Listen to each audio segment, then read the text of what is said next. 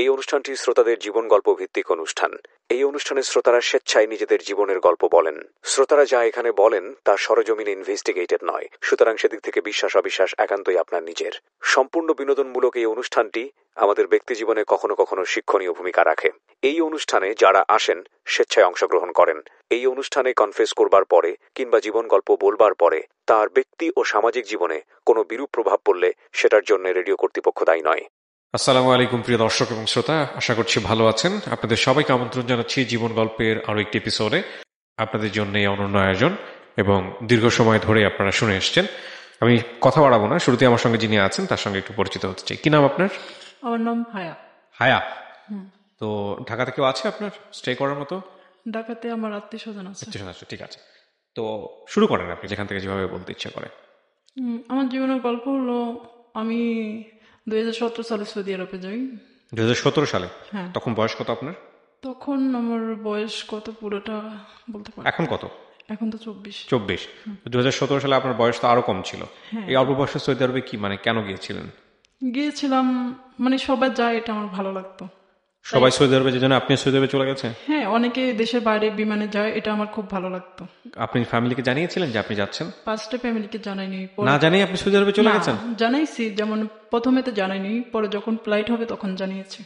আপনাকে নিল কিভাবে? আপনার এরকম একটা ছোট বাচ্চা কি হিসেবে নিয়েছে? আপনার তো 2017 সালে আপনি তখন প্রাপ্তবয়স্ক হন নাই। তখন আমার পাসপোর্টে একটু বয়স বাড়তি দেওয়া হয়েছিল। আচ্ছা, পাসপোর্টে বাড়তি এই কাজটা কে করেছে? এটা আমিই করেছি যাওয়ার জন্য।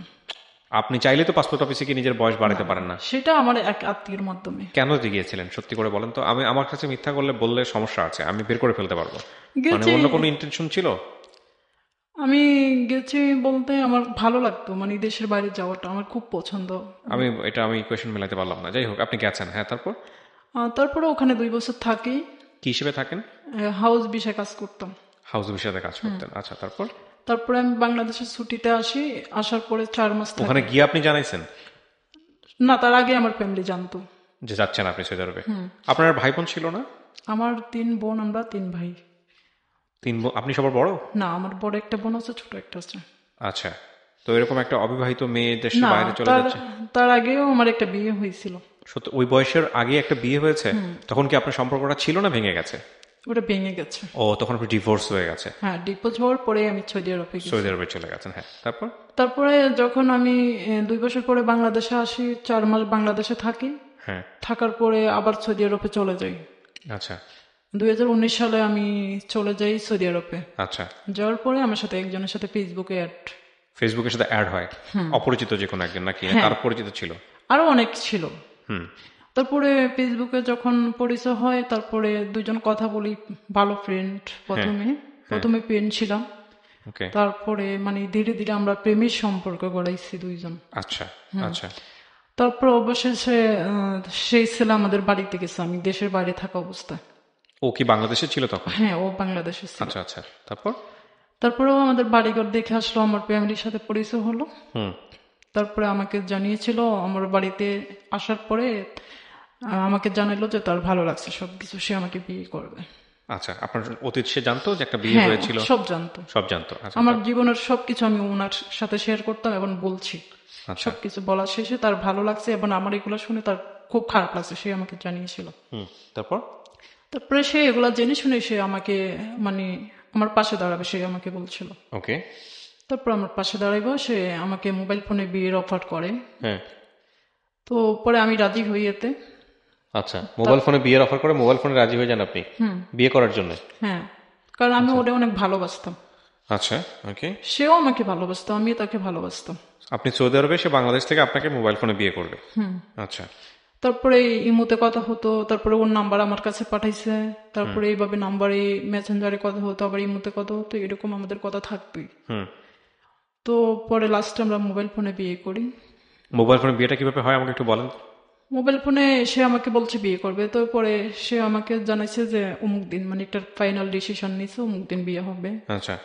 তো পরে সে কয়েকজন ছেলে পেলে নিয়ে এবং 2-1 হুজুর টুজুর নিয়ে মানে বিয়েটা ওর ফ্রেন্ড সকালে, আমার ফ্যামিলিতে জানে না, ওর ফ্যামিলি জানে কি সঠিক জানি না, তবে ওর যারা ফ্রেন্ড ছিল পার্সোনাল তারা জানতো।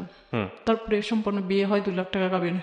মানে সেটা সেটা কি মানে বিয়ে ওরা বর নিয়ে কি আপনার বাড়িতে যায় বা এরকম কোনো কিছু? না না, তাহলে মোবাইলে সে মোবাইলে কিভাবে সিস্টেম হয়? মোবাইলে ওই পাশ থেকে আপনি তাকে দেখতে পেরেছেন? হ্যাঁ, ভিডিও কলে দেখেছেন?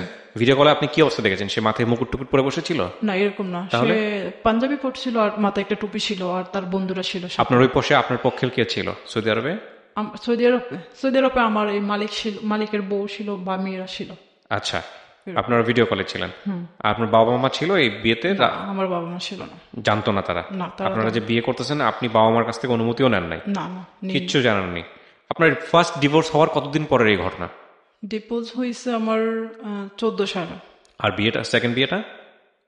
সেকেন্ড বিয়েটা হয়েছে 2020 সালের অক্টোবরের 3 তারিখে, মোবাইলে হয়। পরে আবার তার মানে আপনার এই 6 বছরের গ্যাপ ছিল, মানে আপনি 6 বছর সিঙ্গেল ছিলেন? বাচ্চা কাচ্চা কিছু ছিল প্রথম পক্ষের? হ্যাঁ, একটা মেয়ে বাবু ছিল। এটা ও জানতো আপনাকে বিয়ে করার আগে? ও কি আপনাকে ফার্স্ট বিয়ে করেছে নাকি ওর লাইফে এরকম বিয়ে ছিল? ও সেটা আমি জানতাম না। আপনি তাকে বিয়ে করার আগে আপনি জিজ্ঞেস করবেন না? জিজ্ঞেস করছি, কিন্তু ও বলছে না। ও কি বলছে সেটাই আমাকে বলেন। ও বলছে যে না, ও বিয়ে করে না। ওর প্রথম বিয়ে আপনিই ছিলেন? হ্যাঁ। আর আপনাকে এরকম জেনে শুনে, সমস্ত কিছু জেনে শুনে বিয়ে করেছে?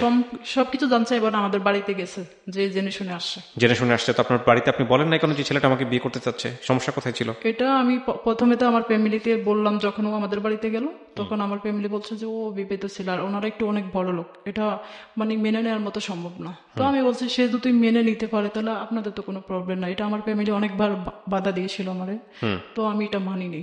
আচ্ছা। কারণ আমি তাকে ভালোবাসতাম, মানে এই জন্য আমি মানতাম না এগুলা। আচ্ছা, তারপর রাজি হলেন আপনি বিয়ে করার জন্য? বিয়ে করার জন্য আমি রাজি হই।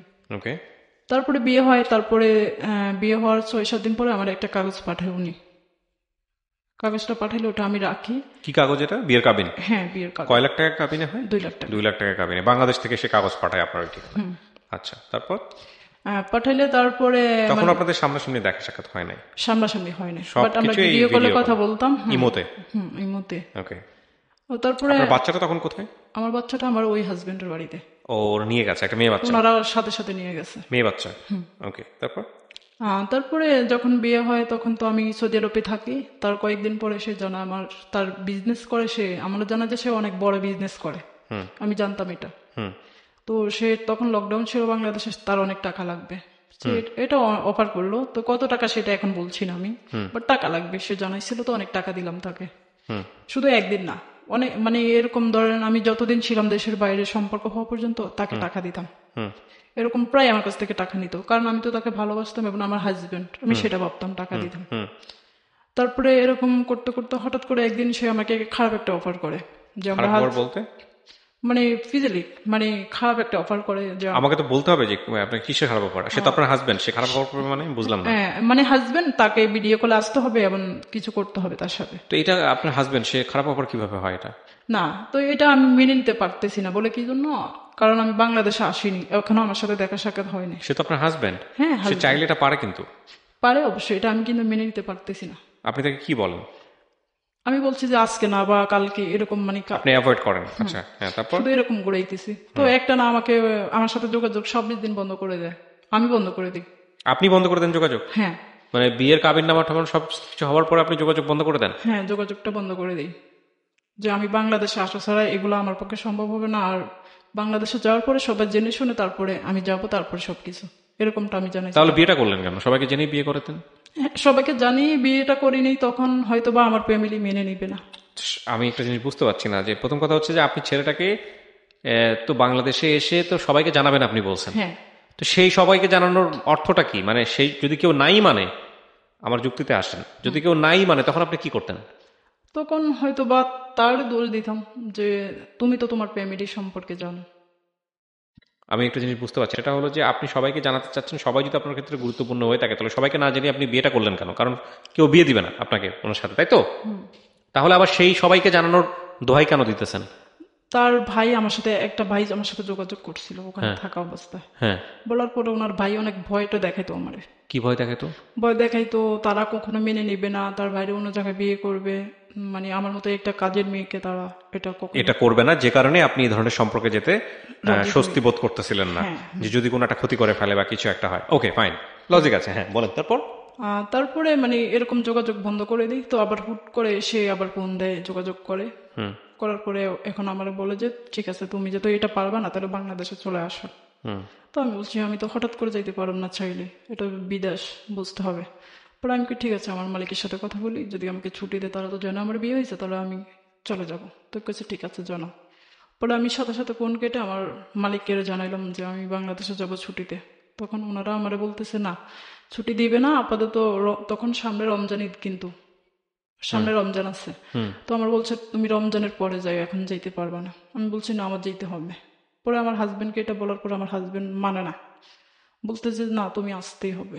তো আমি বলছি ঠিক আছে, তাহলে আমি আবারও আমার মালিকের মেয়ে ফ্যামিলি আছে সবার, তো সবার সাথে আমি যোগাযোগ করলাম যে আমি চলে যেতে হবে। এখন ওরা বলতেছে আমার দিবেই না। পরে আমি বাধ্য হচ্ছি চুরি করে যাব, বা এরকমটা আমি জানাইছি ওদেরকে যে আমি নয়তো ছাদ থেকে লাভ দিব। অলরেডি আমি এরকম সিদ্ধান্ত নিছি, মানে ভয় দেখাচ্ছি ওদেরকে। হ্যাঁ, যে আমাকে ছুটি দিতে হবে, আমার হাজবেন্ডে আমার যেতে বলছে এবং আমি যাব, কারণ আমি তো ভালোবাসি, ভালোবাসাটা আমার আসতেই হবে। তো লাস্টে আমি এটা করলাম। পরে একদিন পালিয়ে যাই বাসা থেকে, আমার হাজবেন্ডে বলার পরে আমি সিদ্ধান্ত নিচ্ছি পালিয়ে যাব। সৌদি আরবে পালা যান? কোথায় যাবেন? বাংলাদেশে আসবেন পালিয়ে? হ্যাঁ, পালিয়ে বাংলাদেশে। ওরা কি আপনাকে বন্দি করে রাখতো? বন্দি করে রাখতো না, তাহলে পালানোর প্রসঙ্গ আসলো কিন্তু কেন? ওদের বাড়িতে সিসি ক্যামেরা আছে। পালালে তো ধরা পড়ে যাবেন, হ্যাঁ, কি আসবে? তো পরে আমি একদিন রাস্তায় মানে কাজ করার নাম দিয়ে রাস্তায় মানে বিভিন্ন ওদের তো সৌদি আরবে পল গাছ টাছ থাকে রাস্তায়, ওই পানি দেওয়ার নাম করে আমি পালানোর সিদ্ধান্ত করি। তারপরে পালে কতটুকু যাওয়ার পরে দেখতেছি আমার মালিকের ছেলে, তো উনি দেখে আমার বাসায় নিয়ে আসে। বাসায় নিয়ে আসে, সবাইকে নিয়ে মিটিং করতেছে আমি পালিয়ে যেতে চেয়েছি, এগুলা করলে ভালো না, যেটা ওদের বাড়ির নামে বদনাম হবে, এমনটা জানায়। পরে আমার বলছে ঠিক আছে তুই রমজানের পরে চলে যাস, এই কয়েকটা মাস থাক। আমি বলছি না, আমার হাজবেন্ড যেতে বলছে, আমার যেতে হবে। তো পরে বলছে না যেতে পারবোই না। পরে আমি সিদ্ধান্ত করি লাস্টে, এখন আমার হাজবেন্ড বলছে না আসতেই হবে। পরে আমি কি করলাম, ওরা আবার একটু ভয় পায়, মানে বাঙালি মেয়েদেরকে মানে রাগ কথা বললে বা বিভিন্ন ভয়টা দেখাইলে। পরে আমি একদিন দুষ্টামি করে ওই ছুরি আছে না বড়, এগুলা নিয়ে আমার মালিককে বলছে যে আমি ম্যাডামকে আর কি, যে আমাকে ছুটি দিতে হবে না, তো আমি আত্মহত্যা করবো, এমনটা জানাইছে। তো পরে ওনারা রাগ করে আমার ভিসা ক্যান্সেল করে আমার জেলে পাঠিয়ে দেয়। তো আমি সেক্ষেত্রে 8 দিন জেলে থাকি। সৌদি আরবের জেলে? কেমন ছিল জেল? জেলটা অনেক ভালো ছিল। কি বলেন? অনেক সুন্দর। জেল আবার এত সুন্দর হয় কিভাবে? অনেক সুন্দর, এটা সফর জেল। হ্যাঁ, সফর জেল। সফর জেল বলতে? সফর জেল বলতে এরকম আপনাদের মতো এরকম অফিস। আপনি আমাদের অফিসকে জেলখানা বানায় ফেলতেছেন? না, তাহলে মানে এরকম সুন্দর আর কি। ওকে, এরকম সুন্দর অফিসে ওরা কি জেল বানায় রাখছে? হ্যাঁ, এটা আপনার কথা শুনে তো লোকজন বাংলাদেশ থেকে চলে যাবে সৌদি আরবে জেল খাটার জন্য। মানে অনেক সুন্দর, মানে ওখানে থাকা খাওয়া মানে ইত্যাদি সবকিছু। আচ্ছা, মানে টাইম মতন খাইতে ডাক দিবে, আবার ঘুমানোর সময় কিন্তু মোবাইল ইউজ করতে দেয় না। তো আমি আমার হাজবেন্ডের সাথে যোগাযোগ করতে পারি না 7 দিন। আচ্ছা, তো হঠাৎ করে একদিন ফোন দিয়ে বলতেছি আমি তো এমনি এমনি চলে আসছি, আমার তো মালিক জেলে পাঠিয়ে দিছে, এখন কি করব, সম্পূর্ণ দোষ তোমার। বলছে ঠিক আছে চলে আস, কোনো সমস্যা নাই। তো বলতেছে তুই যেদিন ফ্লাইট হবে ওদিন আমার ফোন দিবি, আমি এয়ারপোর্টে যাব। তো আমি বলছি ঠিক আছে। বলার পরে ওখান থেকে জেল থেকে 8 দিন পরে বের হয়ে আরেকটা, বেরোলেন কিভাবে? ওনারাই আবার সরকারি ভাবে এটা বের করে দিছে। ও, সরকারি ভাবে বলছে ঠিক আছে যাও বাংলাদেশে চলে যাও। তো পরে ওখান থেকে বের হয়ে আরেকটা জায়গায় 28 এমনি সামনে মোট 28 দিন ছিলাম। আরেকটা জায়গায় কোথায়? মানে ওদের আন্ডারই। আচ্ছা, মানে জেলের আন্ডারই ছিলেন আপনি? 28 দিন থাকার পরে যেদিন আমার ফ্লাইট হবে তার 2 দিন আগে ওকে ফোন দিয়ে জানাই যে আমার অমুক দিন ফ্লাইট হবে, কিন্তু আমার হাতে মোবাইল নেই, আমি অন্য কেউর মোবাইল থেকে লুকে ফোন করতে হয়, মোবাইল কিন্তু আমাদেরকে দেয় না, যেদিন ফ্লাইট হবে ওদিন মোবাইল দিবে, বা আমাদের প্রয়োজনীয় যা ছিল কিন্তু আমাদের কাছ থেকে কিছু নেই না, ওনারা জমা রাখছে, ওগুলা যেদিন ফ্লাইট হয়েছে ওদিন দিয়ে দিবে আর কি। তো পরে 28 দিন পরে আমার ফ্লাইট হয়। পরে ওনাকে জানানোর পরে আমি বাংলাদেশে আসি, তখন 16ই ফেব্রুয়ারি ছিল। বাংলাদেশে দুপুর 2টা বাজে আসি। আসার পরে আমার ফোনে ওনাকে বলছি যে টাকা ঢুকে দিও আমার সিমে, তাহলে বাংলাদেশের সিমগুলো চালু হবে। পরে উনি টাকা ঢুকে দিয়েছে আমার হাজবেন্ড, এখন সিম চালু হয় না। পরে আমি আর ফোন করতে পারিনি, আমি এয়ারপোর্ট থেকে বেরে আমার হাজবেন্ডকে ফোন দিয়ে আমি অমুক জায়গায় আছি। তো পরে আমার হাজবেন্ড আমাকে রিসিভ করে, মানে খিলক্ষেতের ওইদিকে রিসিভ করে, ও আমারে হোস্টেলে রাখে। আচ্ছা, কাগজপত্র দিয়ে একটা হোটেলে রাখে মুখবাজারে। তো ওখানে থাকি, থাকার পরে ও মানে যে কাগজপত্র প্রমাণ ছিল আমার মোবাইলে, তো আমার কাছ থেকে মোবাইল নেয় বলতে, মানে বাংলাদেশে আসার পরে সৌদি আরবের ইমো চলতেছে না, তো আমার বলতেছে, আমি বলছি ইমো চালু করে দাও নতুন সিম দিয়ে। তো সেই ক্ষেত্রে সে আমার কাছ থেকে 2টা মোবাইল নেয়, বলতেছে আমি ইমো চালু করে নিয়ে আসি, মোবাইল ঠিক করে নিয়ে আসি, এটা বলে মোবাইল 2টাই নিয়ে যায় নিচে, নিয়ে নিচ থেকে মোবাইলের ফরম্যাট দিয়ে একদম সাদা করে ফোন নিয়ে আসে আমার কাছে। আয়না বলতেছে মোবাইলের প্রবলেম, ইমো চালু হয় না আমাকে বলতেছে। তো এই জন্য ফরম্যাট দিছে, এখন নতুন করে ইমো ডাউনলোড করে দিব। তার মানে আমার যে প্রমাণ টাকা পাঠিয়েছি এবং যে কাবিননামা কাগজ পাঠিয়েছি এগুলো আমার হাতে দিবে না, মানে সব ডিলিট। হুম।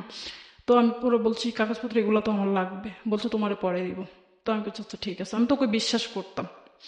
তো সেই ক্ষেত্রে আমি 2 দিন থাকি ওখানে, থাকার পরে এখন আমি বাড়িতে চলে যাই, ও আমার কিছু কেনাকাটা করে দেয় এবং আমি সৌদি আরব থেকে কিছু টাকা আনি, সেগুলো এয়ারপোর্টে ভাঙাই, ও আমি একসাথে মার্কেট করি এবং যা থাকা মানে ঘোরাফেরা যা খরচ এখান থেকেই, আমার এখান থেকেই। তারপরে ও আমার 2 দিন পরে বাড়িতে পাঠায়, আমি বাড়িতে চলে যাই। তারপরে এভাবে বাড়িতে অনেকদিন থাকি, থাকার পরে ফোনেই কথা বলতাম বেশি একটা, ফোনে কথা বলতাম, কাগজের কথা বললে বলতেছে তুমি এখন বাড়িতে এসো, তোমার ভাইটাই ফোন ধরবে, কাগজপত্র দেখবে, তাহলে সমস্যা হইব বা তোমার প্রবলেম হবে এবং আমারও কেউ জানতে পারে প্রিন্টের। তো আমি ঠিক আছে তাহলে তোমার কাছে থাকো, আমি তো বিশ্বাস করতাম। তো ওনার কাছে কাগজপত্রগুলো থাকতো সব সময়। তো পরে আমি বাড়িতে 1 মাসের মতন থাকি, তো 1 মাস পরে ও আবার আমার ঢাকাতে নিয়ে আসে। আচ্ছা, বাড়ি মানে আপনার বাড়িতে? আমার বাড়ি থেকে ঢাকাতে নিয়ে আসে। ওই তো 1 মাসের মতো কোথায় ছিলেন? আপনার নিজের বাড়িতে ছিলেন হ্যাঁ তো? নিজের বাড়িতে। তো ঢাকায় এসে 1 সপ্তাহ 10 দিন থাকি, ও রাত্রির বাসা আমার রাত্রির বাসা, হোটেলে এরকম থাকি আর কি। থাকি একসাথে, আমরা তো হাজবেন্ড ওয়াইফ ঘোরাফেরা করে, যখন যেটা লাগবে, আমি বিদেশ থেকে এসে আমার টাকা দিয়ে খরচ সবকিছু ইত্যাদি। তো এরকম করতে করতে কয়েক মাস হয়ে যায়। হঠাৎ করে আমি রাগ করে মাঝে মধ্যে ওকে ব্লক করে দিই, তোমার সাথে কথা বলবো না, এটা সেটা, তুমি আমার বাড়িতে নাও, এগুলো বললে সে আমাকে জানায় এখন না পরে, তার ফ্যামিলি এখন রাগে আছে, তার ভাই আমেরিকা থাকে, সে আসবে বাড়িতে বিলিং এর কাজ করতেছে, তারপরে আস্তে ধীরে আমাকে নিবে সবাইকে জানিয়ে। তো আমি সেতে রাজি, ঠিক আছে তুমি তোমার ফ্যামিলি ম্যানেজ করো, আর আমার বিয়ে হয়েছে, বাচ্চা আছে, এগুলো তোমার ফ্যামিলি জানে, তো নিবে না আমারে, তো এগুলো ধীরে ধীরে এগুলো নিতে হবে মেনে। তো এরকম আমাকে বুঝাইতো, আমিও বুঝতাম, আমি যেটা বলতো আমি সেটাই বুঝতাম। আচ্ছা। তখন এই লাস্ট ঘটনাটা হলো ডিসেম্বরের 15 তারিখের ঘটনা। তাকে আমি বলি যে আমাদের বাড়িতে নিবা না, 1 বছর হয়ে গেছে আমি বাংলাদেশে আসছি, বাড়িতে নিয়ে যাও। তো সে বলে ঠিক আছে, আমি ঢাকা থেকে অমুক দিন আসবো, ডিসেম্বরের 15 তারিখে সে আমাকে তার বাড়িতে নিব, এমনটা জানায়। তো আমি কি ঠিক আছে, তো আমার সেক্ষেত্রে কিছু টাকাও লাগবে, তো আমি কি আচ্ছা ঠিক আছে, কয় টাকা লাগবে নিয়ে আসবে, সমস্যা নাই। তো আমার কাছে এখন টাকা নেই, তুমি টাকাটুকু নিয়ে আসবা। তো আমি কি আচ্ছা ঠিক আছে আসবো। তো কখন আসতাম, বিকালবেলা, সে আমার বাড়িতে নিব রাতে, কেউ যে না দেখে। তো আমি কিভাবে আসবো, বউ সেজে আসবো না নর্মাল, বলছে না তুমি বউ সেজে আসো আমাকে বলে। তো আমি কি আচ্ছা ঠিক আছে, আমি নর্মাল ভাবে বউ সেজে আসতেছে। তো নর্মাল ভাবে আমি বউ সেজে প্রাইভেট কার দিয়ে আসি। আসার পরে উনি আমাকে রিসিভ করে, আমার হাজবেন্ড রিসিভ করে একটা রেস্টুরেন্টে নেয়, নিয়ে ওখানে বসি, আমরা 2জন কথা বলি, তারপরে ওখানে কিছু খাবার দাবার করি। তারপরে সে রাত হয়ে গেছে, সন্ধ্যা 8টা বেজে গেছে। তখন আপনার বাসায় জানে না যে সে আপনার হাজবেন্ড? না, তখন আমার বাসা জানতো না, আমার বাসা জানে যে আমরা ফোনে কথা বলি, এটাই জানতো। কিন্তু আমার ফ্যামিলিকে আমি বলছি যে আমি একটা বিয়ের অনুষ্ঠানে যাই, আমার হাজবেন্ড আমাকে বলছে তুমি বলবো যে আমি একটা বিয়ের অনুষ্ঠানে যাই। আচ্ছা।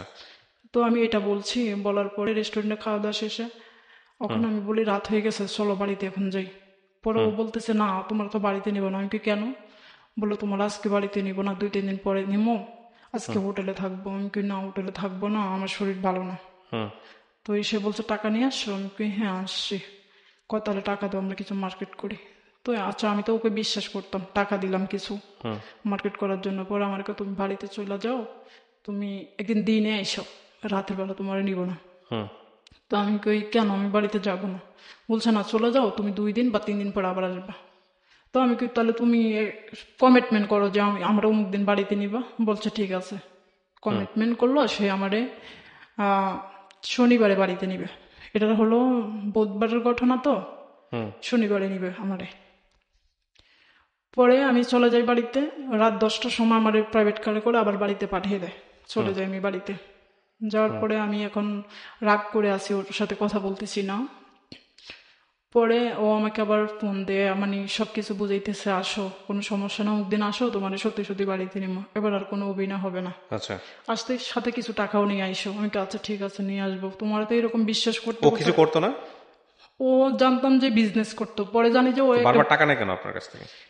তার সে কিছু বিজনেস, জিজ্ঞেস করেছেন আপনি, তুমি যে টাকা নাও কেন বাবা আমার কাছ থেকে? হ্যাঁ বলছে যে সে বিজনেস করে। তো বিজনেস করে তো বউয়ের কাছ থেকে টাকা নিচ্ছে। আমি বিদেশে থাকি, টাকা দিতে হবে, আমার বিয়ে হয়েছে আগে, আমার টাকা আছে না, সে এটা বলতো সবসময়, আমার টাকা আছে না, আমার টাকা কার জন্য, তার জন্যই তো, সে এটা বলতো। তো আমি বলছি ঠিক আছে তোমার জন্যই, আমার আর কে আছে, তুমিই তো, আমি এটা জানাইতাম সেম। হুম, আমি তো তার প্রেমে পড়তাম বা আমি তো তাকে বিশ্বাস করতাম। জি জি বুঝতে পেরেছি। হ্যাঁ, তারপর কি হলো? আমি শুধু বিশ্বাস করতাম, মানে এতটাই বিশ্বাস করতাম তারে, আমার বাবা মারও আমি কোনোদিন এত বিশ্বাস করিনি তারে, এতটা বিশ্বাস করি, এখনো তারে বিশ্বাস করি আমি। হুম, তো পরে আমি বাড়িতে গেলে 2 দিন পরে আমার ফোন দিয়ে বলে যে তুমি অমুকদিন আসো, তো আমি কি আচ্ছা ঠিক আছে আসবো। তো আমি মানে বিশ্বাস করি না আজকে যে সে আমারে নিবে বাড়িতে, আজকেও আমি বিশ্বাস করি না। কিন্তু তারপর আমি তার কথা অনুযায়ী আমি রেডি টেডি হয়ে বাসা থেকে আসি, তখন বিকেল 4টা বাজে, সে বাসায়, হুম, তার বড় ভাই আর সে বাসায় তাদের বাড়িতে কাজ করতেছে বিল্ডিং এর। হুম, তো সে জানে তুমি 4টার দিকে আসো, তো আমি 4টার দিকে যাইলে ও মানে আসে এখানে। তো আমি সিএনজিতে বসে থাকি, ও আসে আমাকে আমার ব্যাগ ট্যাগ নামাই, সিএনজি থেকে নামিয়ে আমার একটা রেস্টুরেন্টে নেয়, হুম, নিয়ে ওখানে বসে বসে কথা বলি, দুইজন সেলফি উঠাই, মজা করতেছি, হ্যাঁ আমরা দুইজন কথা বলতেছি। পরে ওখানে কিছু খাবার দাবার খাইতেছি বসে বসে। পরে ও কি যেন ভাবতেছে, পরে আমি কি ভাবছো, রাত হয়ে যায়, বাড়িতে নিবা না, ওদিন একবার আইনা মানে ফিরে দিছো, আজকে কিন্তু আমার বাড়িতে নিতে হবে না, তো আমি জোর করে হলো আজকে বাড়িতে যাবো, তুমি আমার সাথে যেগুলো করো এগুলো কিন্তু ঠিক না। হুম, আর আমি তো এগুলো মানে সব মানে আমি তো দেশ বিদেশে খবর দেখি বা এরকম আরো কত নিউজ এরকম হয়, যার কারণে আমার মনের মধ্যে না একটু ভয় হয়েছে, ওই রকম করতেছে তখন। পরে আমি ওর সাথে কথা বলে খাওয়া দাওয়া শেষ করলাম, এমন সময় সে একটা হোটেলে ফোন দেয় হুম, তার এক ফ্রেন্ডকে, দিয়ে বলে যে আমাদেরকে হোটেলে মানে জায়গা দিতে হয় আর কি, আমরা ওখানে থাকতাম। হুম, তো আমি, ও ফোনে কথা বলা অবস্থা, আমি বলি এই তুমি কার সাথে কথা বলো, আমি কিন্তু হোটেলে যাবো না। এটা বলার পর আমাকে চুপ করে আমি ফোনে কথা বলি। তো পরে ও কথা বলা শেষ, শেষ হওয়ার পরে এখন মানে দুইজনে কথা কাটাকাটি, হুম। সে আমার কাছ থেকে টাকা চায়, এখন আমি টাকাও দিচ্ছি না। আপনার হোটেলের মধ্যে বসে কথা কাটাকাটি করতেছেন? হ্যাঁ রেস্টুরেন্টে বসে হুম, কথা কাটাকাটি করতেছি, হঠাৎ করে ও আমারে মানে ঠাস করে এক থাপড় দিয়ে ফেলছিল, মানে আমি যাবো না বলছি এই জন্য।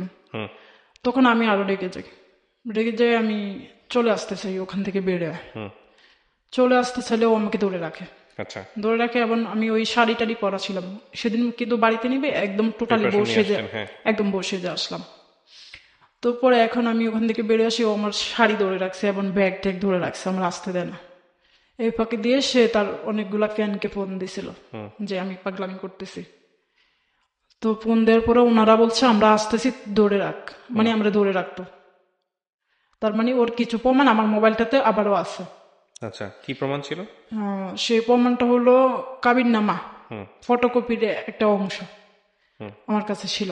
তো এইটাও আমার মোবাইলে, ওর আর আমার কিছু ছবিও আছে। হুম, এই কাবিননামাটা আমি কিন্তু ওর মোবাইল থেকে আমার মোবাইলে লইছি, সেই সময় বসে বসে মোবাইল টিপে আর হঠাৎ করে আমার মোবাইলে আমি পাঠিয়ে দিছি, মানে ও যেন না দেখে, কিন্তু ও বুঝতে পারছে যে এটা আমার মোবাইলে বা ওর আর আমার ছবি আছে। বুঝতে পেরে ও আমার এখন ধরে রাখে, হুম, ধরে রাখলে আমি এখন জপটা টপটা মেরে চলে আসতে চাই, পরে আমার শাড়ির আঁচল ধরে রাখছে, পরে আমি জোর করে ওখান থেকে বেরো আসি, মানে হাওমা করতেছে আমি থাকবো না, আমি এখন তোমার বাড়িতে যাবো, আমার সাথে যত কিছু করছো আজকে কিন্তু বাড়ির মাথা দিতে হবে। কিন্তু আমি এর আগে কিন্তু তার ফ্যামিলির জানিয়েছি, তার ভাইকে জানিয়েছি, পুরো বিষয়টা জানানোর পরে তারা কিন্তু কোনো গুরুত্ব নেয় নাই। হুম, পরে লাস্টে আমি ওখান থেকে বেড়ে একটা রিক্সা নিয়ে ওদের বাড়ির উদ্দেশ্যে রওনা হলাম। যেতে যেতে কদ্দুরা যাওয়ার পরে আমি আমার হাজবেন্ডকে ফোন দিই, হুম, দিয়ে বলি যে তুমি বেদল সমাধা করো না তো আমি তোমার বাড়িতে যাবো, তখন কিন্তু মান সম্মান থাকবে না, হুম, সম্মান বড় না টাকা বড়। হুম। কিন্তু অনেক কিছু করলো আমার সাথে, অনেক নাটক করলো, টাকা পয়সা নিলা, কিচ্ছু বলেনি, কিন্তু আজকে কিন্তু আমি ছাইড়া দেবো না। আমার অনেক কষ্টের টাকা, আমি সৌদি আরবে অনেক কষ্ট করছি। কত টাকা নিয়েছে তখন পর্যন্ত? এই তো 3 লাখ টাকার উপরে নিয়েছে, 3 কিন্তু লাখ টাকার আমি লাস্ট কিন্তু 3 লাখ টাকাই আমি ধরেছি, বাকিগুলো আমার সাথে ঘোরাফেরা করছে, এগুলো কাইটা ধরেন দিলাম না, আমি। হ্যাঁ, ওকে, তারপর? তারপরে হলো কি, ওই ওকে ফোন দেওয়ার পরে ও বলছে না তুই তাই বেজাল সমাধা করুন, হুম, আর নয়তো তুই যা পরে কথা কর। পরে আমি বলছি না আমি নিতে যাবো না, তারপরে উনিতে সে অনেকগুলো লোক ধরাইছে আমার জন্য, হুম, পোলাপেন। তো আমি উনিতে যাইনি, আমি বুদ্ধি করে তার এলাকাতে যেতেছে। এলাকাতে যাওয়ার পরে পুরাপুরি ওদের এলাকাতে চলে গেলাম। বাড়ি থেকে অল্প দূরতার বাড়ি, ওখানে একটা ছোট বাজার আছে। তো আমি রিক্সা দিয়ে যাইতো, আমি বউ সাজানো অবস্থা। তো হঠাৎ করে দেখতেছি তিনটা মোটরসাইকেল আসছে। তিনটা মোটরসাইকেল, একটা মোটরসাইকেল আমার দেখে মানে ওখানে খাড়ায় গেছে, তার মানে আমার হাজবেন্ড পাঠাইছে এগুলা। তার মানে আমার মোবাইলটা উদ্ধার করার জন্য, আমার মোবাইলটাতে অনেক প্রমাণ আছে। তো ওই পাঠানোর পরে এখন আমি ভয় পেয়ে গেছি। সন্ধ্যা, আরো শীতকাল, তখন শীতকাল আর কি, অনেক সন্ধ্যা হয়ে গেছে, অন্ধকার। তো আমি ভয় পেয়ে বাজারটা নেমে গেছি। নেমে দেখতেছি অনেকগুলা দোকান। তো আমি এখানে কেউ আমরা সাপোর্ট করবে না, আমি একটা মেয়ে মানুষ। তো আমি নেমে যাই। নামার পরে এক দোকানে আমার এক মুরব্বী ডাইকে আমার দোকানে ডাকে। পরে আমি গেলাম, যাওয়ার পরে তো আমার বলছে তুমি কে, কোথায় থেকে আসছো। তারপরে আমি বলার পরে আমার ভাসুরের ফোন দিছে দোকানদার, দিয়ে বলতেছে যে এমনি এমনি অমুকের বউ আসছে। তো বলছে যে না, ও তো বাসায় আজকে সারাদিন ছিল, ওর তো বিয়ে করে না, ওর বউ নাই। বলে না, ওর বউ আসছে। এটা বইলা দোকানদার বলার পরে বলে না, ও বিয়ে করে না, এটা বলে ফোন কেটে দেয়। দিলে এবার কি করে, এখন অনেক লোকজন এসে, বাজার তো আরো রাতের বেলা, অনেক লোকজন আমার এখানে। এই পাকে আমার হাজবেন্ড কি করছে, ওখানে আরো লোকজন আমার হাজবেন্ডের কাছে ফোন করে, কারণ আমার হাজবেন্ড হইতে লোক পাঠাইছে, ওগুলো এখানে আছে মোটরসাইকেলে যেগুলো আসে, কিন্তু এগুলোর মুখে রুমাল বাঁধানো, সবগুলো ছেলের মুখে। পরে আমার হাজবেন্ডের লোক পাঠায় এখানে হাজারো মানুষ। তখন আমার হাজবেন্ডের সিস্টেম করে লোক পাঠায়। তো 3-4টা ছেলে আসে, এসে আমার বলে যে আপনারা ওনাদের বাড়িতে নিতে বলছে। আমার হাজবেন্ডের নাম বলে যে আপনারা বাড়িতে নিতে বলছে। তো আমি কি ঠিক আছে, আমার বাড়িতে নিবে। আমি কি রাতের বেলা হয়তো বা ভালো ফ্যামিলি, এই জন্য আমাকে বাড়িতে নিতে বলে। তো আমি রাজি হই বাড়িতে যাইতে। পরে একটা সিএনজি ডাক দিয়ে আমার সিএনজিতে উঠাইছে। আমি সিএনজিতে উঠলাম, মাঝখানে বসলাম, 2 সাইডে 2টা ছেলে, সামনে ড্রাইভার, 2 পাশে 2টা ছেলে। আপনাকে মাঝখানে বসে 2 পাশে 2 ছেলে বসছে? তো পরে দেখতেছি, কুদুরা যাওয়ার পরে দেখতেছি এবার 2টা মোটরসাইকেল সামনে উঠে গেছে, পিছনে 2টা মোটরসাইকেল। আলো, রাতের বেলা তো মোটরসাইকেলের তো আলো অন্যরকম। দেখতেছি এক একটা মোটরসাইকেলে 3টা করে ছেলে। এখন আমি ভয় পেয়ে গেছে যে ওনারা তো আমার বাড়িতে নিতেছে না। আমার মন বলতেছে যে ওনারা আমার বাড়িতে নিতেছে না, ওনারা নিচ্ছে আমার অন্য কোনো জায়গায় নিতেছে, বা কি করে জানি আমি বুঝতে পারতেছি না। মানে ঠিক আমি মনে জ্ঞান হারিয়ে ফেলছি, এরকম আমার কাছে মনে হয়েছে। মানে আমি কিছু বলতে পারতেছি না, শুধু একটু পরে পরে বলি যে আপনারা আমার কোথায় নিচ্ছেন, আপনারা আমার বাড়িতে পাঠিয়ে দেন। এখন আমি ভয় পাইছি যে আপনারা আমার বাড়িতে পাঠিয়ে দেন, আমি বাড়িতে চলে যাব। আমার মোবাইল কোথায়? ও এই ফাঁকি দিয়ে কি করলো, কুদরা যাওয়ার পরে এবার অনেকক্ষণ পরে অন্ধকারের ভিতরে এরকম করতে করতে আমার হাজবেন্ড ফোন দেয়। এখন ওনারা আমার মোবাইলটা চায়, আমার মোবাইল চায়, মোবাইল দিতে। এখন আমি দিতেছি না, কারণ মোবাইলই তো আমার প্রমাণ। এখন যে জায়গায় যাই কিন্তু আমার প্রমাণ লাগবে, তখন আমি মোবাইলটা দিতেছি না। মোবাইলটা জোর করে দৌড়ে রাখছি ব্যাগে, দৌড়ে রাখছি। আমি তো শাড়ি টাড়ি পরা। এখন ওনারা যত চেষ্টা করে মোবাইল নিতেছে না। এখন আমার হাজবেন্ড ফোন দিছে, মনে হয় আমার হাজবেন্ড বলছে যে গায়ে হাতটা দিও না, এরকমটা বলছিল। পরে ওনারা আমার গায়ে হাত দেয় না, মোবাইলও মানে খুঁজতেছে কৌশলে, আমি মোবাইলটা দিতেছি না। পরে এখন আমার হাজবেন্ড ফোন দিছে, পরে আমি কি আমার একটু দেন, আমি একটু কথা বলি ওনার সাথে। বলছে না, ওনার সাথে কথা বলতে পারবেন না। তো পরে এবার কি করলো, আমার সাথে এখন এই কথা বলা শেষে আমার হাজবেন্ড কি করে, ওই মোবাইলটা কেটে আমার ফোনে ফোন দেয়। তার মানে আমার ফোনে কল আসলেই আমি ফোনটা রিসিভ করতে যাইলেই তো ফোনটা নিয়ে যেতে পারবে আমার ব্যাগে, আমি দিতেছি না। পরে এখন এরকম করতে আমার হাজবেন্ড ফোন দিচ্ছে, তখন আমি মোবাইলটা খুলে হাতে নিলাম, নিচের মতন ওনার থম করে মোবাইলটা আমার হাত থেকে কেড়ে নিয়ে গেল। মোবাইলটা আমার সাথে আছে, এখন নিয়ে গেল। এখন আমি মোবাইল ধরে রাখছি, ওনাদের গেঞ্জি ধরে রাখছি আমি বুদ্ধি করে। তো ওনারা কি করছে, আমার শাড়ি গহনা ছিল তো ওগুলো ছিঁড়া ফেলছিল, ওগুলো পরে বলবো সেটা আসতেছে। তো পরে ওনারা মোবাইলটা নিয়ে এখন আমার ছেড়ে দেয়। দেওয়ার পরে আমি দেখতেছি অন্ধকার, এখন কোথায় যাবো আমি, হ্যাঁ এখন সিএনজি ওলা আমার নামাই দেয়। দিলে আমি সিএনজি ওলার মানে ওনারা তো নামে যায় সবাই একজন একজন করে, মোটর সাইকেল আসছিল যারা, তারপর সিএনজিতে যারা সবাই নামে যাওয়ার পরে এখন সিএনজি ওলারা বলতেছি আপনি এটা কি করলেন? আমি কি করবো, আমার তো তারা ভাড়া দিয়ে আনছে। তো আমি কি এটা কি ওরা নেমে যায় সিএনজিতে রেখে? হ্যাঁ, আমার মানে হাজবেন্ডের যতগুলো লোক পাঠাইছে মোটর সব চলে যায়। হ্যাঁ, 4টা মোটরসাইকেলে যতগুলো ছেলে ছিল সব মোবাইল নিয়ে চলে যায়। হ্যাঁ, সবাই মোবাইলটা নিয়ে এখন আমার অন্ধকারে ছেড়ে দেয়। কোনো আশেপাশে কোনো মানুষ সাথে তখন সিএনজি ওলা না, সিএনজি ওলা আমাকে নেমে দিব, বলছে নেমে যান। হ্যাঁ আপনি নেমে যান। তো পরে এখন আমি নেমে গেছি, অন্ধকার কি করব। সিএনজি ওলা ওদেরই, ওরাই মানে প্ল্যান করে নিয়ে আসছে। পরে আমাকে নেমে দেওয়ার পরে এখন আমি কুদুরে হাঁটতে হাঁটতে যাই, ভয় করতেছি না এখন আর। তো হাঁটতে হাঁটতে যাই, দেখি একটা দোকান সামনে একটা লোক বসা দোকানে, আর একটা রিক্সাওয়ালা। পরে বলতেছি ভাই আমার একটু হেল্প করবেন, বলে যে আপনার কি হয়েছে, আমি তো বউ ব্যস্ত দেখে ওনারা বলছে আপনি থানায় যান তাহলে সমাধান পাবেন। পরে আমি দেখতেছি রিক্সাওয়ালা, পরে আমি রিক্সাওয়ালা বলি ভাই আমার একটু নিয়ে যাবেন থানাতে, বলছে যে উঠেন আপনি। পরে আমি রিক্সা উঠলাম, উঠার পরে আমার মুখস্থ নাম্বার ছিল আমার হাজবেন্ডের, আমার তো মোবাইল নিয়ে গেছে। তখন আমার হাজবেন্ডকে ফোন দিই, দিয়ে বলি যে তুমি আমার মোবাইলটা দিয়ে দাও আমি বাড়িতে চলে যাই। বলার পরে উনি আমার বলে যে তুমি নিতে আয়, তোর মোবাইল দিয়ে দিব। তো আমি আচ্ছা ঠিক আছে, এখন আমি থানায় যাবো না আগে আমার মোবাইল নিবো, আমার এটাই সিদ্ধান্ত। তো পরে এখন আমি রিক্সাওয়ালার বলি যে আপনি আমার হাজবেন্ড যেখানে বলছে ওখানে আমার একটু নিয়ে যান। নেওয়ার পরে এখন চৌমনি বড় পুলের ঠিকানা দেয়, ওখানে যাই দেখি আমার হাজবেন্ড নাই, ওখানে আরো কয়েকটা ছেলে পেলে দেখে এখন ওনারা বলছে যে আমি সিএনজিতে উঠতাম, আমার হাজবেন্ড দূরে এক জায়গায় আছে ওখানে যাইতাম। তো পরে এখন আমি বয়তে সিএনজিতে উঠি না, আমি কিনা রিক্সা দিয়ে যাব। তো ওখানে যে ছেলেগুলা ওগুলা উঠছে, কিন্তু এর আগে যেগুলো ছেলে ছিল মোটর সাইকেলে সবগুলোর মুখে রুমাল বাঁধানো ছিল, আমি কারো সেটা বুঝতে পারিনি।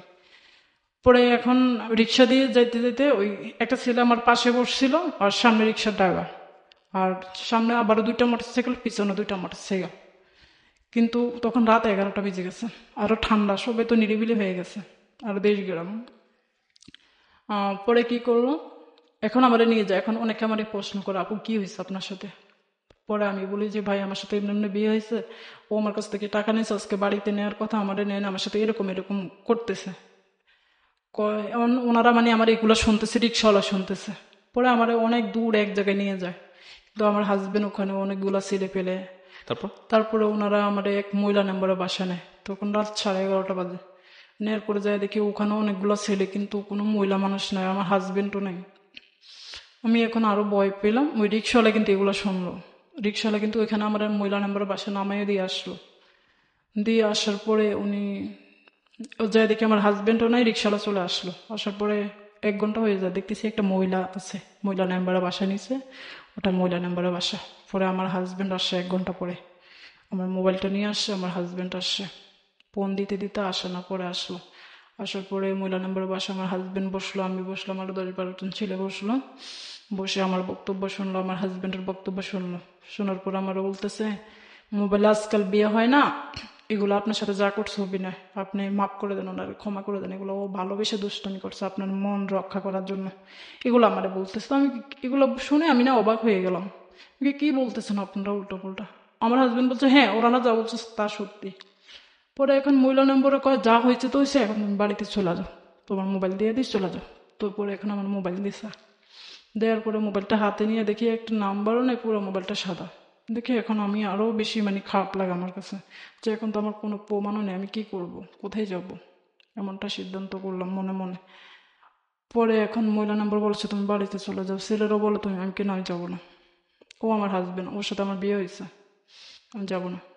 পরে এখন আমার হাজবেন্ড উঠে চলে যায়, তো ওর সাথে আমি উঠে চলে যাই, আমি কি না তোমার সাথে যাবো, তুমি আমার সব কিছু নষ্ট করলা, সব কিছু তোমার জন্য আমি বিদেশ থেকে চলে আসতে হইলো, আমি সৌদি আরবের ভিসা ক্যান্সেল করে চলে আসলাম, তোমার জন্য জেল খাটলাম, আজকে তুমি কি করলা, আমি কিছু মানবো না, আজকে যদি আমার মরণ হয় মরে যাব, তো আমি বাড়িতে ফিরে যাব না। এটা বলার পরে দেখতেছি 999 ওই রিক্সাওয়ালা ফোন করছিল। ওই রিক্সাওয়ালা ফোন করছে 999? 999 আমার হাজবেন্ড চলে যায়, ওই মহিলা নাম্বার এবং যে ছেলে ফেলে ওনারা সবাই আমার হাজবেন্ডের কাছ থেকে টাকা খাইছে। আচ্ছা, খায় ওনারা, মানে আমার পক্ষে বলে না, সব ওর পক্ষে। সেটা বুঝতে পারছি। তারপরে কি হইছে 999 ফোন করার পরে?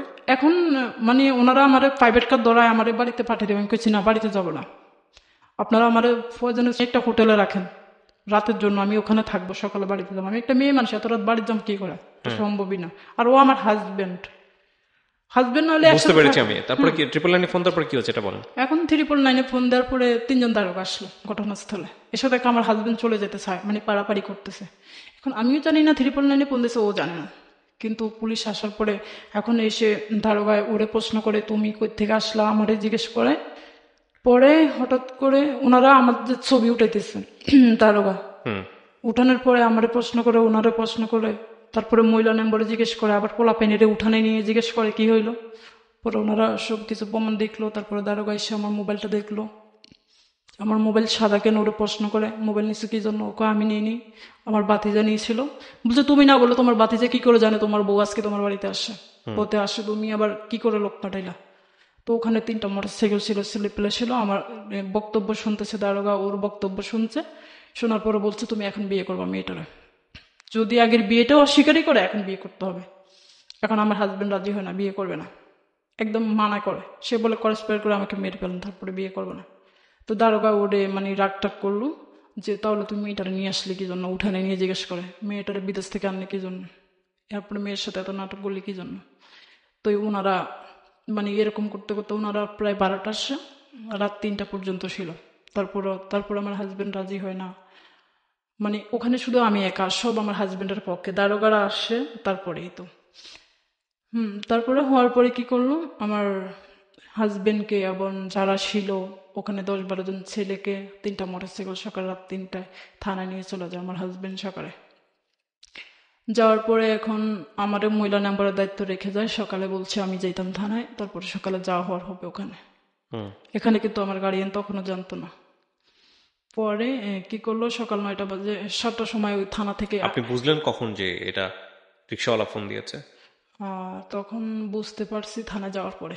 আচ্ছা, তারপর থানায় কি কিভাবে বুঝলেন? ওই রিক্সাওয়ালারও আবার থানা নিয়ে চলে গেছে, ওই 999 পুলিশে নিয়ে গেছে।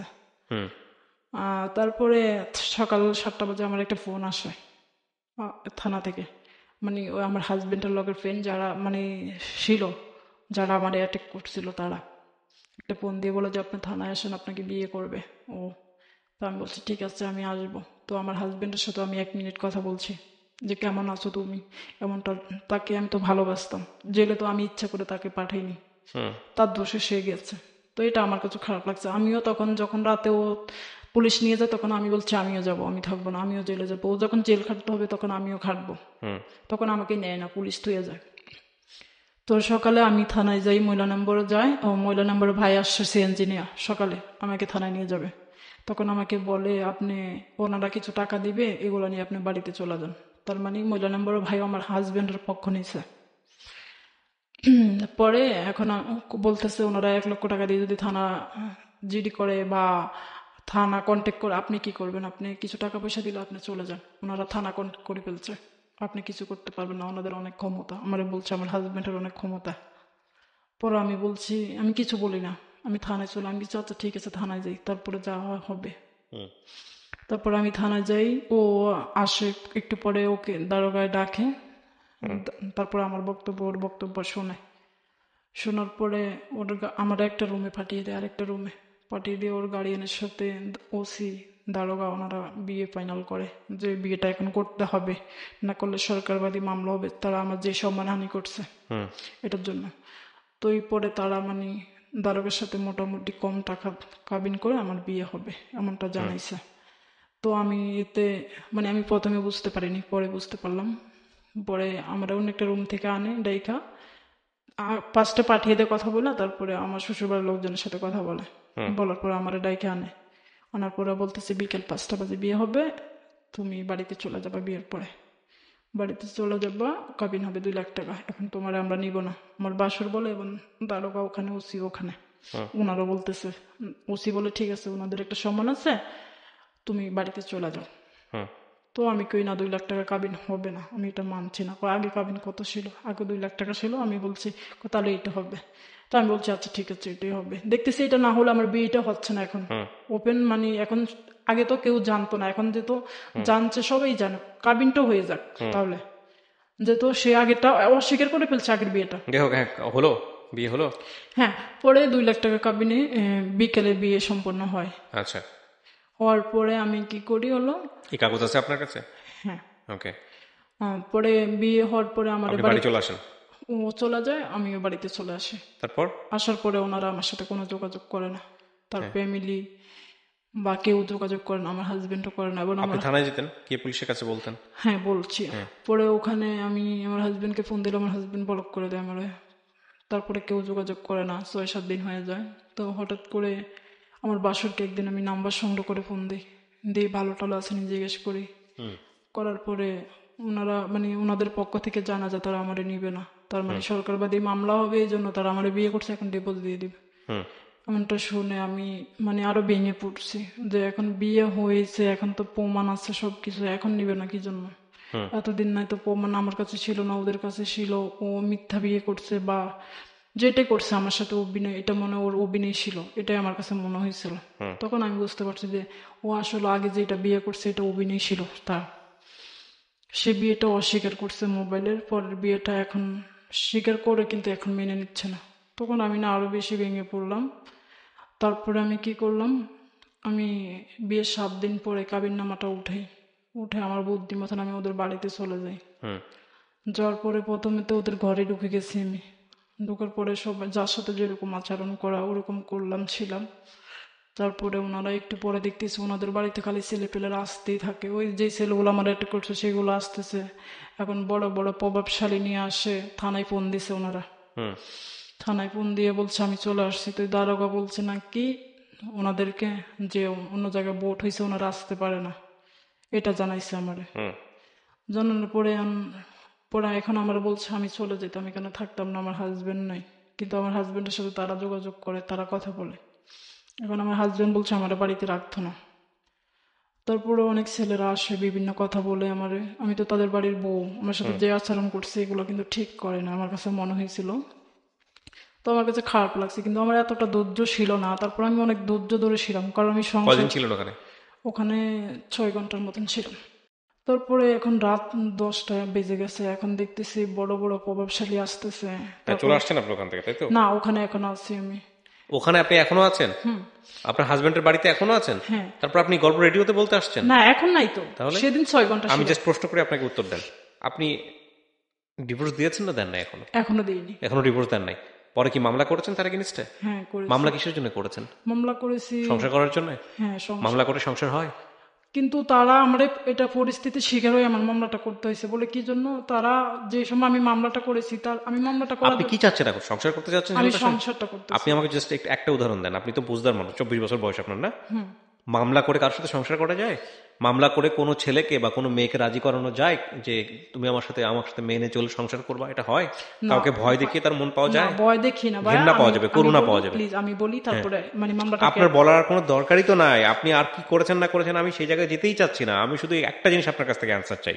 প্রথম কথা হচ্ছে যে আপনার এই গল্পটার মধ্যে মারাত্মক রকমের একটা ভুল আছে। সেই ভুলের জায়গায়, হ্যাঁ, আপনার সঙ্গে যেটা করেছে সেটা অন্যায় করেছে, বাট আপনি ভুল করেন নাই। আপনি আমাকে শুধু একটু বলেন। আমি করছি ভুল, আগাগোড়া কিন্তু আপনার কেন ভাইয়া সেটা তো শুনবেন। হ্যাঁ, কেন করছেন? তারপর আমি ওদের বাড়িতে যাই। ওই বাড়ির দরকার নাই আমার। আচ্ছা, আমি সৌদি আরব থেকে আসি। আপনি শোনেন, আপনি একটু আমার কথাটা উত্তর দেন, জিনিসটা ভালো হবে। আপনি মামলা করছেন, যাই করছেন, ওদের বাড়িতে গেছেন, আপনার সাথে খারাপ আচরণ করছে বা যে কোনো স্টোরি হয়তো আরো বড় হবে। আমি সেই জায়গায় যেতে চাচ্ছি না, আমাদের সময়ের সীমাবদ্ধতা আছে। মানুষের শুনতে অনেক পছন্দ করে, শুনবে। আপনি নোয়াখালী থেকে অনেক কষ্ট করে আসছেন। আমাকে শুধু বলেন যে আপনার ভুলের লেভেলটা কোথায় কোথায়, আপনি নিজে বুঝতে পারছেন কিনা আমার একটু জানা দরকার। আমার ভুলের ধরেন সম্পর্কটা তৈরি হয়েছে, তার সঙ্গে আমি কনসিডার করলাম সম্পর্ক বিভিন্নভাবে হয় মানুষের সঙ্গে, হতে পারলো। বাংলাদেশের ছেলেটার জন্য আপনি চলে আসলেন, সেটাও আমি মানলাম। হাজব্যান্ডের জন্য হাজব্যান্ডের কাছে আসতেছেন। তারপরে আপনি যে তার কাছ থেকে বারবার রাইট চাচ্ছেন, সে রাইট আপনাকে দিচ্ছে না। সেটার জন্য আপনি পুলিশ পর্যন্ত গেছেন। পুলিশ পর্যন্ত গিয়ে পুলিশ আপনাকে বিয়ে করাই দিল, সেই বিয়েটা মেনে নিলেন এবং ওখান থেকে মেনে টেনে চলে আসলেন। এসে বাড়িতে জানাইছিলেন যে আপনার সঙ্গে এরকম হয়েছে? শুধু আমার মাকে জানিয়েছি, আর কাউকে জানান নাই? না, কাউকে। আপনি কি চাচ্ছিলেন? আপনার পরিবার না জেনে আপনার সংসার হবে? হয় না, পুরো দুনিয়া জেনে যাচ্ছে আপনার। পুলিশ, থানা, পুলিশ সমস্ত কিছু হয়ে যাচ্ছে, আপনার বাপ কিছু জানতেছে না। বাবাকে জানান নাই কেন? জানেন এই জন্য যে একটা মেয়ে বিদেশ থেকে এই ছেলের জন্য চলে আসছে, কিন্তু আমি তখন ফ্যামিলিতে কোনো টাকা পয়সা দিতাম। আমি অবাক হয়ে যাই আপনার একটা ডেসপারেটনেস। আপনি খুবই বেপরোয়া হচ্ছেন আপনার হাজবেন্ডের জন্য। ওখানে গিয়ে আপনি থানা পুলিশ করে তার বাড়িতে গিয়া উঠা বসে আছেন। পুলিশটা তো আমি করিনি, যাই হোক, হচ্ছে তো, আপনি তো ফেস করতেছেন। এইরকম একটা অন্ধকারের মধ্যে আপনাকে নিয়ে সিএনজিতে লোকজন যাইতেছে, যে কোনো সময় জীবনে একটা দুর্ঘটনা ঘটতে পারে। রিক্সাওয়ালা যদি 999 ফোন না দিত তাহলে আপনার জীবনে সেদিন হয়তো অন্য ঘটনা ঘটতো, হয়তোবা, আল্লাহ ভালো জানে। কিন্তু অনেক ভালোই হতো। আমি বলি যে কিভাবে ভালো হতো? যে আমি একবারে আমরা শেষ করে দিত, আর এত ঝামেলা থাকতো না। আমি যার জন্য আমার সবকিছু ছেড়ে আসতে পারলাম, সে কেন আমাকে ছেড়ে চলে যাবে? আমি না বুঝি না, মানে এই মেন্টালিটি বা এই মানসিকতা একটা মেয়ের মধ্যে কেন থাকবে? আপনি তো ওয়ার্কিং উইমেন, আপনি বাইরে গিয়ে টাকা পয়সা রোজগার করছেন, পয়সা আছে, আপনার একটা বিয়ে হয়েছে, এবং সেই বিয়েটা কেন ভেঙে গেছে আপনি বলেন তো? ফার্স্ট বিয়েটা ওটা আমার 22 দিনের সংসার ছিল মাত্র। 22 দিন পরে কেন ভাঙছে? ওটা আমার হাজবেন্ড ডিভোর্স দিয়েছিল। আপনাকে ডিভোর্স দিয়েছে? মানে তারা আপনাকে পছন্দ হয়নি কোনো কারণে? না, আমার একটা মেয়ে বাচ্চা হয়েছে, এটা তার পছন্দ ছিল না। এটা আপনি বলতেছেন, তার জায়গা থেকে হয়তো যুক্তি অন্যরকম ছিল। না মেয়ে বাচ্চা যদি, হ্যাঁ শোনেন, মেয়ে বাচ্চা যদি পছন্দ না হবে তো মেয়ে বাচ্চাকে সে নিয়ে গেল কি কারণে? সেটা আমি বলতে পারতাম। শোনেন, যুক্তি ছাড়া পৃথিবী চলে না। আপনি একটা বললেন আমরা বিশ্বাস করেন ওই বিষয়টা এরকম বলে, মেয়ে বাচ্চা যদি পছন্দ নাই হবে তাহলে আপনাকে ডিভোর্স দিয়ে মেয়েটা তার কাছে থাকবে এটা কেন? তো আমি পরে জানতে পারছি যে আমার মেয়ে বাচ্চা হয়েছে এজন্য। তো মেয়েটাকে তো তার কাছে আছে, মেয়েটা তো দেয় নাই সে আপনাকে, তাহলে যুক্তি এটা মানুষ বিশ্বাস করবে? আপনি বলেন আমাকে, যদি মেয়েটাকে পছন্দ মেয়েটা না হয়। কিন্তু তার বাড়িতে আছে বলতে তার বোনের কাছে আছে। যেখানেই থাকুক না কেন, এটা তো যুক্তি হইতে পারে না। তার সংসারের মধ্যেই তো আছে, তার পরিচিত জনের মধ্যেই তো আছে, তাহলে তো এটা হইতো না। শোনেন, আমি একটা কথা বলি, এই বিয়ে জিনিস সম্পর্কে আপনার নেগেটিভ একটা ধারণা হওয়া উচিত ছিল, যে বিয়েটা আসলে আপনাকে একটা বেটার লাইফ দেয় নাই, ভালো জীবন দেয় নাই। তারপর আপনি একটা ছেলেকে ভালোবেসে ফল ইন করলেন, জড়ালেন, মেনে নিলাম, হইতেই পারে। কিন্তু এই যে আপনি তার জন্য এত বেশি, মানে ওটা হয়ে গেলে ভালো হতো, মরে গেলেই সেখানে জীবন শেষ হয়ে যেত। একটা কাজ করা মানুষ, আপনি কাজ করে পয়সা রোজগার করেন। যদি এমন হতো যে আপনি অন্য কারোর উপর নির্ভর করেন, আপনাকে কেউ পয়সা দিয়ে চালায়, আপনি পয়সা রোজগার করে লক্ষ লক্ষ টাকা জমাইছেন, আবার এরকম একটা ছেলের জন্য যে একটা, মানে আপনার কথা যদি বিশ্বাস করি, চরম পর্যায়ের বদমাইশ, এরকম একটা ছেলের জন্য আপনি আপনার জীবনটাকে শেষ করে দিতে চাচ্ছেন। এই সেন্স থেকে যদি বের হয়ে না আসতে পারেন, তাহলে এই গল্প আসলে কোনো সবক নাই, আপনি কিছুই শেখেন নাই এই গল্পটা থেকে। আপনি গল্পটা কেন বলতে আসছেন আমাকে শুধু একটা কথা বলেন। বলতে আসছি যে আমার এগুলো যেন তার ফ্যামিলি শুনে কি হবে? তারা যেন আমার এগুলো পুরোটাই জানে, জেনে, কারণ তারা তো পুরোটা জানে না জানলো আমার সাথে যেটা জানলো ঘটছিল। জানলো জানলো ধরেন আপনার নিজের সন্তান যদি হতো, ধরেন আপনার ছেলে এরকম একটা কাজ করছেন, আপনি আপনার ছেলেকে ফেলে দিতেন? জাস্ট এই অ্যান্সারটা দেন আমাকে, ফেলে দিতেন? কোনো মা তাকে জাজমেন্টে নিতে পারবে? ওই রকম সাহসী মা কিন্তু অন্যরকম জিনিস, ওটা সিনেমাতে দেখা যায়। তার ছেলে এরকম একটা ভুল করছে, তার ভাই এরকম একটা ভুল করছে, সবচেয়ে বড় কথা আমি তাকে ভালোবাসি। এখন শোনেন শোনেন শোনেন আমার কথা শোনেন, তাকে ফেলে দিয়ে আপনাকে সাপোর্ট করতে পারবে? না, পারবে না, কেউ পারে না। যদি পারতো তাহলে সংসার জীবনটা অন্যরকম হইতো, বুঝতে পারছি? তার ছেলে ভুল করছে, তার ছেলেকেই সে সেভ করার চেষ্টা করবে যে কোনো ভাবে হোক, আপনার উপরেই আঙুল তুলবে। তো এটা তো আপনি বুঝেন, তো বুঝেন তারপর আপনি কি কেন বলতে চান এই গল্পটা? আমি বলি, আমার কথাটা আপনি শুনেন। হ্যাঁ বলেন বলেন, আপনি কি বলুন আমি জানি, তারপর বলেন। হ্যাঁ বলেন। তারপরে আমি বাড়িতে রাত 12টা, ঠিক 12টা আমার এই বাসা থেকে ওনারা বের করে দেয়, তো আমি চলে যাই বাসায়। যাওয়ার পরে আমার মতো আমি থাকি, ওনাদের মতো ওনারা থাকে। থাকার পরে ওনারা একদিন হুট করে আমাকে ফোন দেয়, দিয়ে বলতেছে আমি নাকি ওনারা ডিপোজ দিতাম আমার হাজবেন্ডকে। তখন এগুলো আমি কই কেন ডিপোজ দিই? আর ডিপোজ যদি দিতে হয় আপনারা সেদিন আপনারা বিয়ে করাইছেন, বিয়ে না করে আমার বিদায় করে দিতেন। হ্যাঁ, আমি এই জঙ্গল স্টোরির মধ্যে যেতেই যাচ্ছি না, বলছি। পরে আমার ডিভোর্স দিতে বলে, আমি রাজি হই না। এতে আপনি এখনো ডিভোর্স দেন নাই? না। হ্যাঁ, তারপরে আপনার সঙ্গে লাস্ট কি হয়েছে এটা বলেন। লাস্ট আমাকে বলছে ওনারা ডিভোর্স পাঠাইবে। পরে আমি বলছি না, আপনারা ডিভোর্স দিয়েন না, এটা করবেন না। আপনার বাবা মা জানে আপনার এই ঘটনার সমস্ত কিছু জানে? এখন জানে, এখন সব জানে। জানার পর বাবা কি বলছে? আপনাকে সাপোর্ট করছে? সাপোর্ট কি করবে, যে ও বেশি বোঝো, বিদেশ থেকে আসলো কি জন্য, এটাই বাবা রাগ করতেছে। রাগ করছে, আর কিছুই করে নাই? রাগ করছে, কথা বলে না, এগুলো আর। বাবাকে কত বড় কষ্ট দিচ্ছেন আপনি বুঝেন? আপনি এটা বুঝেন কিনা আপনি জাস্ট এটা বলেন। আমি তো আমার বললামই তো একটা কথা, যে আমি আমার বাবা মার থেকে বেশি বিশ্বাস করতাম ওরে। আপনি এখনো ভুলের মধ্যে আছেন, ঘরের মধ্যে আছেন। আপনি রেডিওতে গল্পটা বলে আপনি কি প্রমাণ করতে আসছেন? যে ওর বাবা মা শুনবে, শোনার পর আপনার উপর সিম্প্যাথি হবে। হয়তো বা তারা আমার গল্পগুলো শুনলে হয়তো বা মানে তারা বলছে এভাবে সংসার হয়? আপনি 24 বছর বয়স, আপনার মাথায় কেন আসতেছে না? আমার না মাথায় ঢুকতেছে না। আপনি বুঝদার মানুষ না? আমি যে বিদেশ থেকে ছুটে আসলাম, এত টাকা নষ্ট করলাম, তার ভিসা ক্যান্সেল করে তার জন্য জেল খেটে, এরপর আপনার সাথে সংসার করবে, প্রতিদিন আপনার গায়ে হাত তুলবে, এরপর আপনার সাথে সংসার করবে, আপনার সাথে খুব খারাপ আচরণ করবে, একবেলা খাইতে দিবে, আরেক বেলা খাইতে দিবে না, জোর জবরদস্তি করবে, ঘরের মধ্যে ঢুকায় প্রচুর পাশবিক অত্যাচার করবে। ভাল লাগবে? আমাকে জাস্ট অ্যান্সার করেন, ভাল লাগবে? নাকি আপনি ওকে ওখান থেকে চলে আসবেন? কোনটা করবেন? অবশ্যই ভালো লাগবে, কারণ আমি তারে ভালোবাসি। তার এগুলো ভালো লাগবে? থাবড়াথাবড়ি করলে ভালো লাগবে? আপনি সুস্থ না, আপনার ট্রিটমেন্ট হওয়া উচিত। আমি সরি, আমি রিয়েলি সরি, আপনি একদমই সুস্থ না। কোন সুস্থ মানুষের গল্প এটা হইতে পারে? সুস্থ মানুষের গল্প না, ভালোবাসার কাছে কোনো কিছু হার মানে না। This is very much extreme. এটা লাভ না, এটা সমস্যা, এটা অবশ্যই সমস্যা। এই সমস্যাটাকে অ্যাড্রেস, আপনার যেটা বলতেছেন আপনার ভাল লাগবে, এটা ভাল লাগবে না। আপনি এই সমস্যার মধ্যে এখন আছেন। হ্যাঁ, এবং যেদিন আপনি রিয়েল লাইফটা ফেস, আমি জানি না একটা মানুষ এত কিছু করে জোর করে হলেও আপনি তাকে পেতে যাচ্ছেন, তো তাহলে সে যেভাবে চাইছে সেভাবে থাকেন নাই কেন? হোটেলেই থাকতেন, সমস্যা কোথায় ছিল? এরকম করে কয় বছর থাকবো? আপনি এটুই তো মানতে পারেন না। তো ঘরের মধ্যে ঢুকে যখন একটা মানুষ আপনার গায়ে হাত তুলবে, অত্যাচার করবে, গালিগালাজ করবে, তখন ওটা ভালো লাগবে আপনার? তখন তো থাই একটা বাড়িতে থাকতে পারলাম, তাই না? এটা ঠাই হলো? আপনাকে তো নিয়ে হোটেলেই থাকতে চাচ্ছিল, সেটাই করতেন। আপনি তো তাকে ভালোবাসতেন, সমস্যা কোথায় ছিল? তো সেটা তো আমার টাকা দিয়ে করতাম। আমি একটা মেয়ে মানুষ, তো আপনার টাকা দিতে করবে, বিয়ে করার পরে ঘরের মধ্যে তুলে? আমার টাকা দিয়ে আমি ওটা ভালোবাসা, আপনি ভালোবাসেন, সব মেনে নেবেন। যে এখন ভালোবেসে সব মেনে নিচ্ছেন, কি চাচ্ছেন আপনি? ভালো, আপনি তো একটু আগে কি বলছেন, আপনাকে যা অত্যাচার করুক ওটা আপনার ভালো লাগবে কারণ আপনি তাকে ভালোবাসেন, তো এখন যা করতেছে সেটাকেও আপনি পছন্দ করেন, দরকার কি বলার? তো একটা মেয়ে আমি তো দেশের বাইরে থাকা পর্যন্ত এই পর্যন্ত তাকে এটাই তো আমার লজিক, যে আপনার ভালো লাগে না তাকে, কিন্তু আপনি সেটা বুঝতে পারতেছেন না, আপনার এসব আচরণ ভালো লাগে না, আপনি মনে করতেছেন বিয়ে মানে হচ্ছে যে এটার আপনি জোর করে তাকে মানাবেন, আর জোর করে সংসার হয় না। আমি প্রিয় দর্শক এবং শ্রোতা, এই গল্পটা আমি আধা ঘন্টা শেষ করতে চাইছিলাম কিন্তু আমি পারি নাই। আমি একটা কথা আপনাদেরকে বলি, সেটা হচ্ছে এই ধরনের মানসিকতা নিয়ে যারা থাকেন, বিশেষ করে মেয়েদের মধ্যে এই জিনিসটা একটু বেশি দেখা যায়। এটার পেছনের অন্যতম কারণটা হচ্ছে সামাজিকতা বা লাভের ক্রেজিনেস, এবং এইটা আসলে লাভ না, এটা এক ধরনের, আমি মনে করি আমার জায়গা থেকে, আমি উইথ ডিউ রেসপেক্ট, এটা এক ধরনের মানসিক রোগ ডেফিনেটলি, কারণ এগুলো জীবনকে কখনোই ভালো রেজাল্ট কোনো কিছু দেয় না। ওই ছেলেটা যখন এর এই উইকনেসটা বুঝতে পারছে, তখন ওর সাথে অবশ্যই খারাপ আচরণ করছে এবং করতেই থাকবে, কারণ ও বুঝতে পারছে যে ও তো ছেড়ে যাবে না, এবং যতটুকু খারাপ আচরণ করা যায়।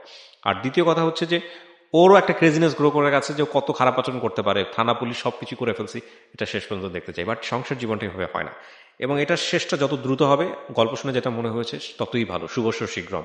এটার শেষটা যত দেরিতে হবে ততই বেশি ক্ষতি হবে, কারণ এরপরে ভালো কিছু থাকতে পারে বলে আমার ইকুয়েশন বলে না। এই হচ্ছে বিষয়, কারণ আর কি থাকে, থানা পুলিশ হয়ে গেল, মানে কোনো কিছু তো বাকি থাকলো না, তাই না? একটা জিনিস যদি বাকি থাকে যে না ঠিক আছে, থানা পুলিশ হয়নি, আইনশীল সালিশ হয়নি, বিচার হয় নাই, বাড়িতে উঠি নাই, এখনো কিছু বাকি আছে, এখনো মুরব্বীদের পার্টটা বাকি আছে, এখনো ওই জিনিসটা বাকি আছে, কেউ না কেউ একটা বেটার সলিউশন দিবে। কোনো কিছুই যখন বাকি থাকে না, তারপরে যখন সম্পর্কের অবস্থাটা এরকম হয়, তখন definitely it's not a good relationship, এবং এটার থেকে আমাদের একটা শিক্ষা নেওয়া উচিত।